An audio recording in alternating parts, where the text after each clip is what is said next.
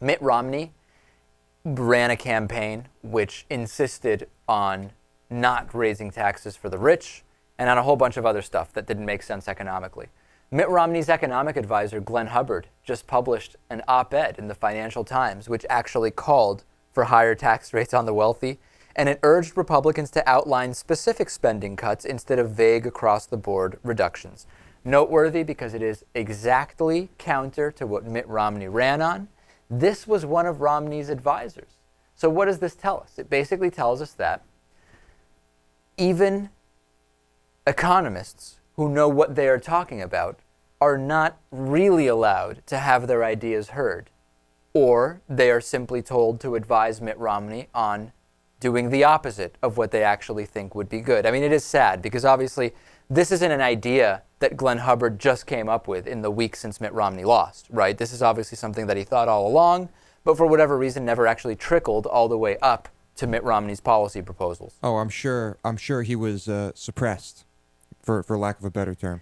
Or apparently Mitt Romney was even lying about what his own economic advisors thought would help the country. Maybe Glenn Hubbard's voice was actually heard within the Romney campaign, and Mitt Romney said, you know what, I'm going to even lie about what my own economic advisors are telling me because that's what he thinks will help him win the presidency. Because that's what he thinks. Now, Glenn Hubbard didn't just say that President Obama's strategy is fantastic. He said, a strategy of taxing the rich cannot pay for the entitlement state. If we wanted a larger government as a share of GDP, we would have to raise taxes substantially on everyone. Mr. Obama cannot argue that we can right the fiscal ship simply by taxing the rich. No, I would agree with that. We need other things, including maybe an even bigger stimulus than we had would have been beneficial.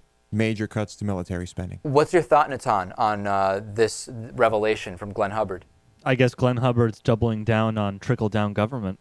And I guess I'm happy for him because it seems to be like what's happening after this election is some Republicans, obviously not all, are coming down to earth and embracing facts and what would actually be good for the country as opposed to what would be good for winning an election, which turned out to not be true because they lost the election running on those things. So breath of fresh air, Lewis. Indeed.